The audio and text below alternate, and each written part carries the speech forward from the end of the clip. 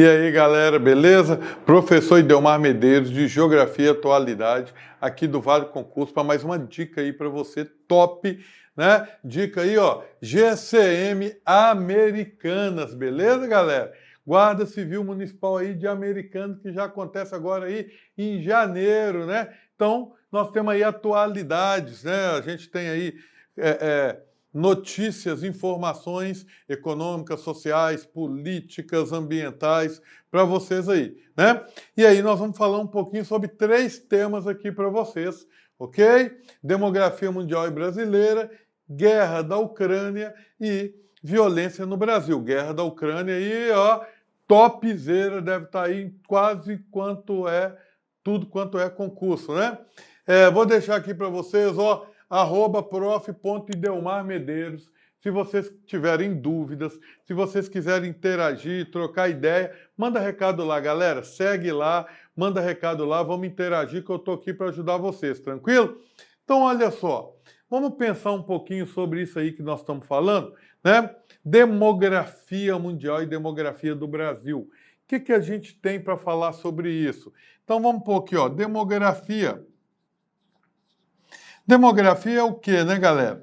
Demografia é o estudo da população, né? Quando eu falo de demografia aí, que eu estou falando de estudo da população, no dia, olha isso, hein? A ONU falou, não é isso? Então, informação da ONU aí, que no dia 15 de novembro de 2022, né, o mundo atingiu aí 8 bilhões de habitantes. 8 bilhões de habitantes aí, né? A gente atingiu aí nessa data aí, ok? E aí vamos pensar um pouquinho sobre esses 8 bilhões de habitantes aí que o mundo atingiu, né? O que permitiu o mundo atingir esses 8 bilhões de habitantes? Primeira coisa, processo de urbanização, né? A população começou a crescer num ritmo muito melhor, principalmente por quê, galera? Principalmente porque aumentou a qualidade de vida da população, né? Então, aumentou a qualidade de vida da população, melhorou a saúde pública, melhorou questões sanitárias, né?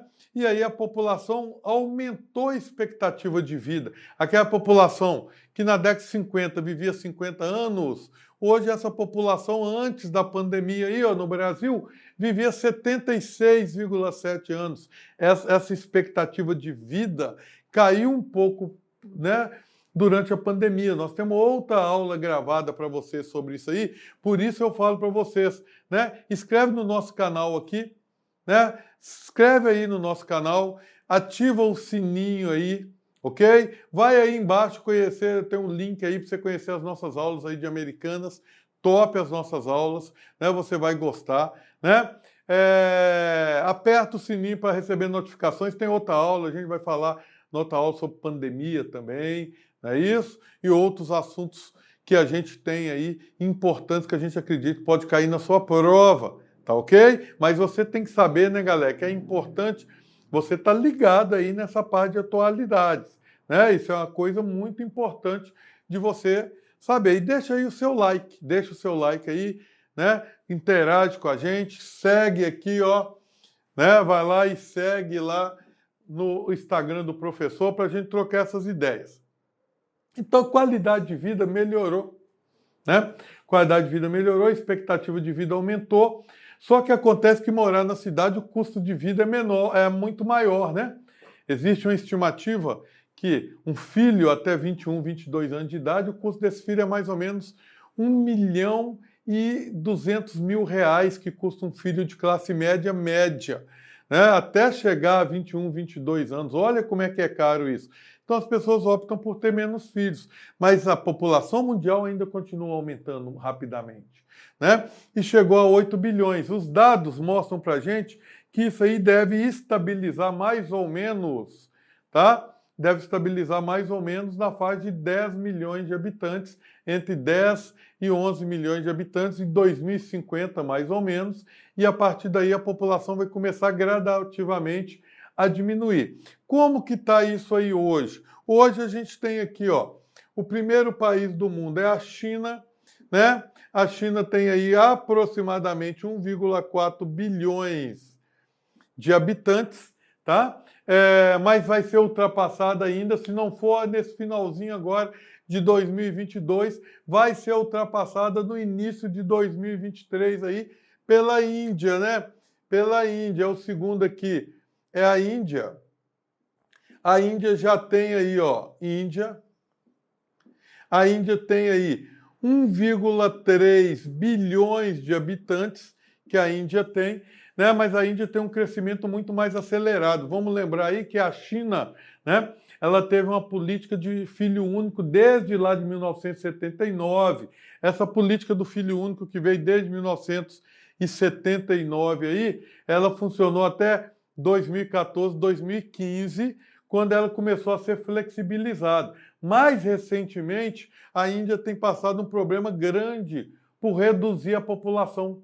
A China, né, tem passado um problema grande porque a população chinesa está começando a querer reduzir, a população chinesa está envelhecendo. E esse é o principal diferencial que ela tem no mercado mundial, principalmente associado à mão de obra barata. Hoje ela já está permitindo que as famílias tenham até 3 filhos, mas acontece que a qualidade de vida na China melhorou. A população chegou na classe média, e chegou na classe média, o custo de vida é maior, a população não quer ter mais filhos, né? Então essa informação, esse dado, é um dado importante para a gente saber. Em terceiro lugar aqui, galera, olha isso como é que é impressionante. Em terceiro lugar aqui vem os Estados Unidos, né? Se a gente parar para pensar aí, os Estados Unidos tem mais ou menos 330 milhões de habitantes. Então, olha a diferença do terceiro lugar aí para o primeiro e o segundo. Né? Primeiro e segundo lugar tem uma população quase 4 vezes maior do que aí a dos Estados Unidos, que é a terceira. Em quarto lugar aqui vem a Indonésia. Indonésia aí, ó, que tem aproximadamente o quê? 240 milhões de habitantes, números aproximados, viu, galera? 240 milhões de habitantes. Em quinto lugar, galera, presta atenção, em quinto lugar aqui, vou até escrever aqui, era o Brasil. Mas o Brasil recentemente perdeu essa posição de quinto lugar aqui, né? Para quem? Perdeu essa posição aí para o Paquistão. O Paquistão ultrapassou o Brasil aí, né? 230 milhões de habitantes. Ok? E depois disso, o que a gente vai ter? Né? O Brasil em sexto, né? Então a gente tem aqui o Brasil em sexto? Não, o Brasil que estava aqui em sexto, ele também perdeu aí em 2021 o sexto lugar. Deixou de ser a sexta maior população do mundo e passou a ser aí, ó, passou a ser aí a sétima. Quem ultrapassou? A Nigéria aí, ó, Nigéria aí, que agora tem 225 milhões de habitantes. E hoje, em sétimo lugar aqui, a gente vai ter o Brasil aí, ó. Brasil aí em sétimo lugar hoje, com aproximadamente 220 milhões de habitantes aí, ó. Tá? E aí, né, por que o Brasil reduziu consideravelmente? Porque a gente tem aí, né, a redução da taxa de fecundidade, diminuição do número de filhos. E olha como é que isso é interessante. Se eu parar para pensar, né, a maioria da população da Indonésia é islâmica, muçulmana. Islâmica. Vamos deixar uma coisa clara, tá? Não vamos misturar o que é árabe com islâmico. As pessoas misturam muito isso de árabe com islâmico, né? Árabe é etnia, está associada à questão da língua. Islâmico e muçulmano é religião, né? O maior país islâmico do mundo é a Indonésia, e não é árabe. Olha só, quando eu chego aqui no Paquistão, islâmico. Islâmico. Né? A maioria da população islâmica. Quando eu chego aqui na Nigéria, islâmico. Tem aí também cristãos, né? Mas o islamismo é o mais forte. Então, se vocês começarem a observar, os países que estão crescendo muito e crescendo rapidamente são países islâmicos onde se tem mais filhos, tá? E existe uma previsão Qual que é a previsão aí? Né? Uma previsão feita aí pela ONU para 2100, e nessa previsão para 2100, né, o primeiro país aqui, o país mais populoso do mundo, vai ser a Índia. Olha isso, hein? O segundo país mais populoso do mundo aí vai ser a Nigéria. Olha a Nigéria, como é que ela está crescendo rapidamente, vai ter ultrapassado, inclusive, a China. O terceiro país aqui vai ser a China, né? Terceiro país aí vai ser a China, e só para vocês terem uma ideia, né, com mais ou menos aqui 700 milhões de habitantes. Ou seja, a população chinesa vai cair pela metade.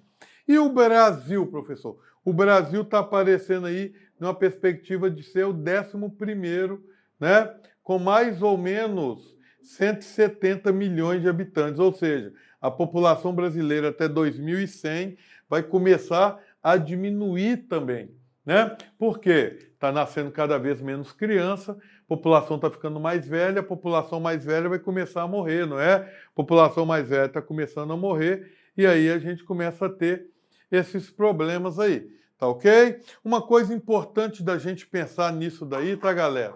É que no Brasil, né, a gente pode discutir vários assuntos que podem vir na sua prova sobre isso. Um dos assuntos é o censo, né? Censo 2020, o censo que ocorre aí a cada 10 anos. Qual que é o objetivo desse censo que ocorre a cada 10 anos, professor? O objetivo do censo é levantar dados, fornecer subsídios para que você tenha, né, políticas públicas e políticas econômicas mais adequadas para o perfil da população. Então, quantas mulheres tem, quantos homens, qual que é a faixa etária, qual que é a renda, quantas pessoas vivem em casa, né? Então, por exemplo, hoje a gente tem um fenômeno muito comum aí de jovens trabalhando, hoje a gente tem um fenômeno muito comum de pessoas que moram sozinhos, que não eram características que a gente tinha há 30 anos atrás. Então, né, precisa se adequar a esse perfil. Outra coisa, está nascendo cada vez mais crianças, então quer dizer que vai precisar cada vez menos de escolas, né? Tanto escolas públicas quanto particulares vão começar a ter problema porque o número de crianças está reduzindo rapidamente. Então você não vai ter público para esse tanto de escola que você tem hoje, né? Ou processos de vacinação. Então a gente tem um problema, né? Que o nosso censo era para ter sido feito e realizado em 2020, teve a pandemia. Em 2021, o governo alegou que não tinha verba para fazer o censo, né? E aí o Supremo Tribunal Federal definiu que era obrigação do governo fazer o censo, né? Que o governo não poderia deixar de fazer o censo, que ele teria que fazer o censo, e esse censo começou em 2022, já com 2 anos de atraso. E os dados recentes que a gente tem é que já era para ter começado a sair informações tabuladas sobre o censo, mas o censo está atrasado ainda e as informações só vão começar a sair, né, a partir de janeiro, fevereiro de 2023. Isso é um prejuízo muito grande no que diz respeito às políticas e adequação dessas políticas, né? Porque quando a gente sabe no que a gente está gastando, a gente gasta com a qualidade de vida, a qualidade de gastos melhores, né? Economiza mais, né? Faz aplicações, né, em questões mais assertivas. Outro problema que a gente tem aqui, que eu não vou entrar nisso aqui, mas é só uma dica para vocês pensarem, é a queda do IDH brasileiro, né? Pelo segundo ano consecutivo, em 2021, a gente teve uma queda do IDH brasileiro, Índice de Desenvolvimento Humano definido pela ONU, né, lá na década de 90. Então a gente caiu, né, 2 anos seguidos, caiu para o 84º lugar. E o último dado que a gente tem, né, em um total aí de 191 países, é que a gente está em 87º lugar. Então o IDH brasileiro tem caído consideravelmente nos últimos anos aí, né, o que é um fenômeno novo que não acontecia antes, né? Ah, professor, mas a gente teve a pandemia. Mas a gente teve a pandemia no mundo todo, né? A pandemia não foi localizada só no Brasil aí, não é isso? Outra coisa que a gente tem aí que é importante dentro desse contexto aí, né, é que o que tem feito o IDH brasileiro cair consideravelmente é principalmente educação. O Brasil tem um dos piores índices de educação e alfabetização quando comparado com os países da OCDE, ou da prova PISA, né? Uma prova internacional chamada PISA, onde é avaliado aí, né? Linguagens, matemática, exatas e ciências, né? E o Brasil fica nos piores lugares nessa prova aí, o que é muito ruim para a gente e o que atrapalha o desenvolvimento do país, tá? Só para vocês pensarem nisso daí. Eu não vou entrar mais nisso aqui. Né? A gente tem aí um outro tema importante, guerra da Ucrânia, né? Vamos lembrar aí, ó, guerra da Ucrânia. Essa guerra da Ucrânia aí, que aconteceu quando, professor? Essa guerra da Ucrânia aí, galera, né? Que começou dia 24/2 de 2022, né? Naquilo que é chamado de operação militar, ó. Operação militar, né? Chamar de guerra da Ucrânia, tá, galera? Tá correndo um risco aí com o Putin, né? O Putin não aceita de jeito nenhum. Inclusive, criou uma lei na Rússia, né? Falando que quem falasse que é guerra estava correndo o risco de ser preso, né? Porque o que está ocorrendo aí não é uma guerra, é uma operação militar, né? E aí, qual que é o motivo disso? Vamos pensar que a Ucrânia fazia parte da antiga União Soviética.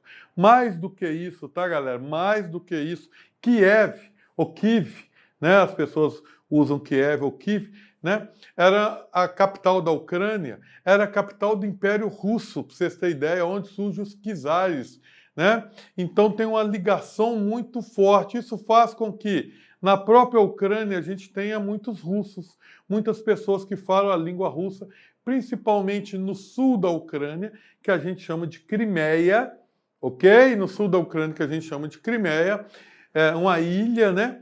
E na parte leste da Ucrânia ali, a região que a gente chama de Donbás, né? Parte leste ali que a gente chama aí de Donbás, ok?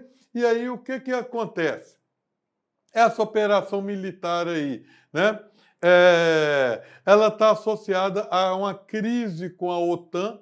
A OTAN, o que que é a OTAN, professor? A OTAN é a Organização do Tratado do Atlântico Norte. Essa OTAN aí, Organização do Tratado do Atlântico Norte, né? Ela foi criada aí, ó, lá em 1949, durante a Guerra Fria. E o que que ela pregava? Pregava que o objetivo dela era defender os países capitalistas sob uma provável ou uma possível, mas improvável invasão soviética, né? Então, quem fazia parte? Países europeus, mais Canadá e Estados Unidos, né? Os países do Atlântico Norte. Só que acontece, então ela foi criada aqui, ó. Ela foi criada na Guerra Fria, no contexto da Guerra Fria, lá em 1949. Né? E logo em seguida, a União Soviética cria aí o Pacto de Varsóvia para se opor a essa questão aí. Né? Não tem jeito da gente discutir a atualidade aqui, galera, sem discutir história, que pode estar aí na sua prova. Né? E aí é importante demais quando a gente está falando sobre isso daqui. Por quê? Porque em 1991, a gente teve o fim da Guerra Fria.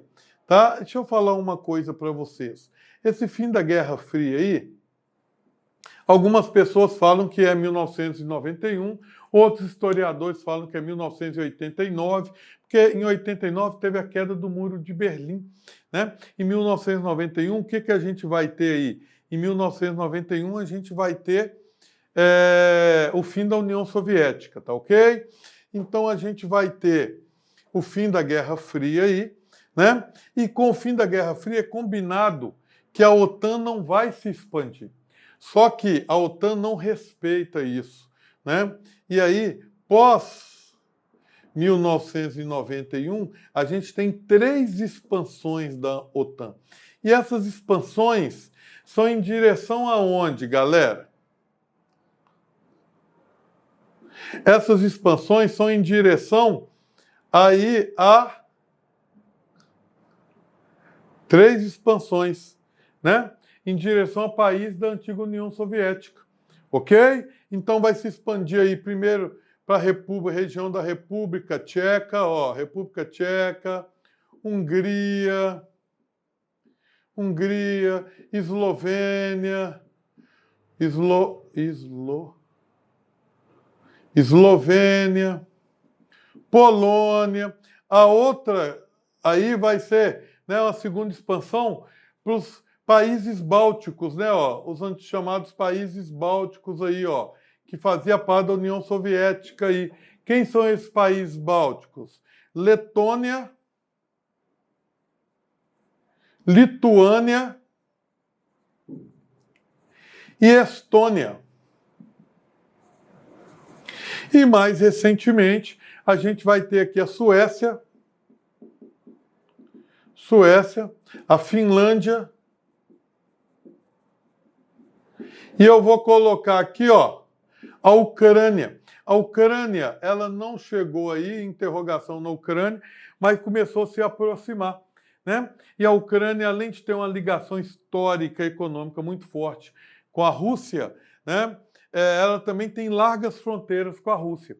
Então, o que aconteceu? A Rússia alegou, né, o que pode cair na sua prova aí, a Rússia alegou duas coisas para invadir a Ucrânia, né? A primeira coisa é que a Ucrânia estava desrespeitando o Tratado de Minsk, esse Tratado de Minsk, né, que foi assinado e que previa que a Ucrânia não faria parte da OTAN.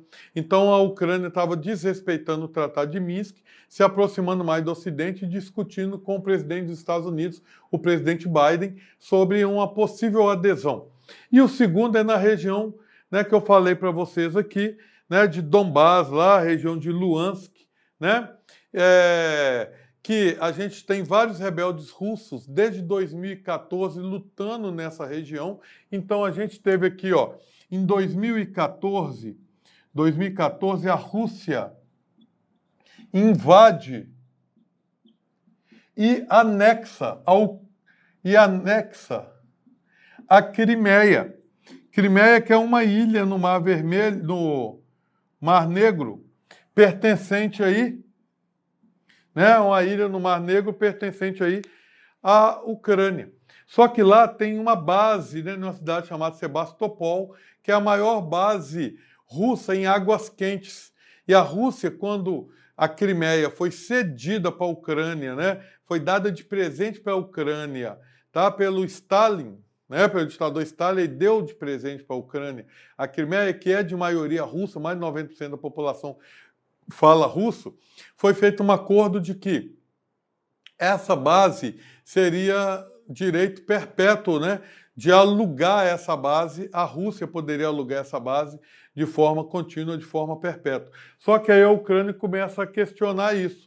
Então, alegando perseguição aos russos da Crimeia, né, e para não perder a base, o que acontece? É feito aí um plebiscito, e no plebiscito a população vota, né? Apesar do Ocidente falar que foi votado aí com a arma na cabeça, com pressão, mas a população vota, a grande maioria, para ser anexada pela Rússia.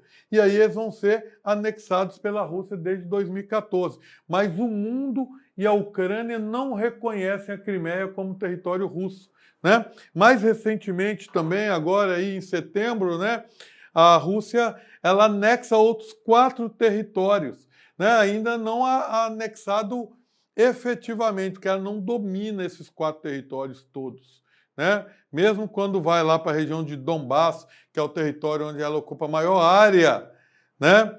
A região de Kherson, Zaporísia, não é isso? Então, quando ela anexa esses territórios, ela cria um conflito ainda maior com o Ocidente, que não reconhece isso. Tá, professor, mas o que tem o Ocidente? Antes, né, vamos lembrar que eu falei 2 motivos. Um motivo, a aproximação com a OTAN. O outro motivo é, né, a alegação que na região de Luhansk, Donbás, o que acontece nessa região? Né? A população dessa região criou guerrilhas lutando contra o governo para conseguir independência. E essa independência que foi criada aí, né, para essa luta, surgiu aí um batalhão chamado Batalhão Azov, que foi anexado pelo exército ucraniano e que é um batalhão neonazista, né, com características claras neonazistas. E aí a Rússia alega que está fazendo um processo aí de desnazificação também, né, que esses nazistas do batalhão Azov, né, estavam massacrando as pessoas de etnia russa, a população russa que vivia nessa região. Todos os 2 argumentos foram desqualificados pelo Ocidente. Aliás, nessa guerra aqui, o que que a gente tem? A gente tem aí o Ocidente, né? Principalmente quem no Ocidente? Principalmente Estados Unidos, mais União Europeia, mais o G7 se unem contra a Rússia. Ou, né, na palavra deles, eles não se unem contra a Rússia, eles se unem a favor da Ucrânia, né, para defender o território da Ucrânia, que pertence à Ucrânia. Né? Então, estão lutando pela democracia e pela liberdade de um país que é um país independente. Dentro desse contexto aqui, né, vão ser criadas aqui sanções. Então, a gente vai ter aqui várias sanções econômicas contra a Rússia aí, né? Tirada do sistema SWIFT, né? Proibição de compra de produtos russos, várias empresas, né, de tecnologia saem da Rússia para não ser prejudicada nos outros países. Isso daqui vai gerar uma crise energética no mundo, né? Isso aqui vai gerar aí uma... Por que crise energética? Né? Galera, daria para a gente ficar aqui 5 horas falando sobre guerra na Ucrânia, né? Nós estamos falando rapidinho, beleza? A gente vai ter aqui essa crise energética porque a gente fala que a Rússia é o grande posto de gasolina do mundo, grande fornecedor de petróleo, então uma crise energética, principalmente na Europa, e o preço do petróleo sobe no mundo todo. A gente vai ter aqui uma crise alimentar, de segurança alimentar. Por que a gente tem essa crise de segurança alimentar? Porque a Ucrânia e a Rússia estão entre os maiores produtores de cereais do mundo, né? A Ucrânia tem um solo chamado Chernozion, que é considerado aí o solo mais fértil do mundo aí, está na Ucrânia, e a Rússia também, né, é grande produtora de grãos e uma das maiores produtoras de fertilizante no mundo. Então começa a faltar fertilizante. Apesar da Europa, do Ocidente, alegar que, né, não existem sanções sobre fertilizantes e alimentos da Rússia, mas existem sanções sobre transporte. Então a Rússia não consegue alugar, né, navios para fazer o transporte desses produtos por causa das sanções econômicas. Né? As grandes empresas de transporte mundiais se recusam a transportar. Né? Além disso, qual outra crise a gente vai ter aqui? Uma crise nuclear, tanto pela ameaça da Rússia em usar armas nucleares, como pelo risco de acidente, como, por exemplo, aí na usina de Zaporizhia, né, que é a usina que, desde a maior usina nuclear da Europa, e que está sob domínio russo desde o início da guerra. E, né, a gente vai ter aqui fornecimento de armas, fornecimento de armas pelo Ocidente para a Ucrânia. Logicamente que esse fornecimento de armas pelo Ocidente aqui pela Ucrânia, né, é o que tem feito a Ucrânia resistir até hoje, né? Caso contrário, a Ucrânia não teria conseguido resistir a essas questões que a gente tem aí. Então a gente tem, sanções econômicas, fornecimento de armas, crise energética, crise alimentar, crise nuclear, né? E a gente tem aqui alguma, né, o que o mundo fala, levanta aí, se a gente poderia chamar isso aqui de Guerra Fria 2.0. E essa Guerra Fria aqui 2.0 inclui quem aí? Inclui aí, por exemplo, a China, né? A China, os países árabes, que de certa forma têm apoiado aí a Rússia nessa guerra aí, né? Ou nessa operação militar aí, né? É uma operação militar que a Rússia achava que ia ocorrer rapidamente, mas que a previsão é que demore anos agora, ok? E aí o mundo todo sofre com isso, né? Eu esqueci de colocar aqui, inflação no mundo todo. Inflação no mundo todo. Né? A gente tem aí, saindo de uma pandemia, essa guerra aí, gerou inflação, as maiores taxas de inflação nos Estados Unidos desde a Grande Depressão em 1929, né? Inflação na Europa, maiores taxas de inflação na Europa, então tem trazido muitos problemas aí, tá? E só para a gente fechar aqui, né, galera, rapidinho, porque o nosso tempo já deu aqui, né? A gente tem aí o chamado violência no Brasil, então foi divulgado esse ano, né, o chamado Atlas da Violência. Esse Atlas da Violência aí, deixa eu apagar aqui só para a gente... Esse Atlas da Violência aqui, então, ó, Atlas da Violência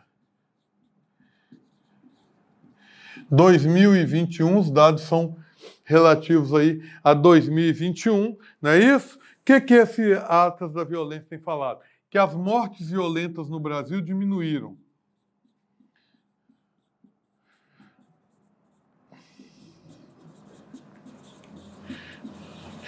E quais são os motivos que provavelmente teriam provocado essa diminuição das mortes violentas?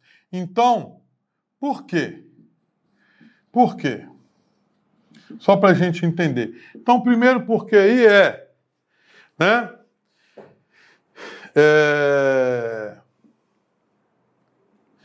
desarmamento. Política de desarmamento que foi criada nos governos anteriores aí, teriam provocado a queda, né, o menor número de armas. Isso aqui é um tema polêmico, não vou entrar nisso, né? Mas é um tema polêmico porque a gente sabe que a maior parte dos crimes ocorrem com armas ilegais, né? Não são armas legais que estão sendo usadas para o crime. Depois, diminuição de jovens. A população jovem, como a gente já falou aqui, tem diminuído. E o que isso tem a ver, professor?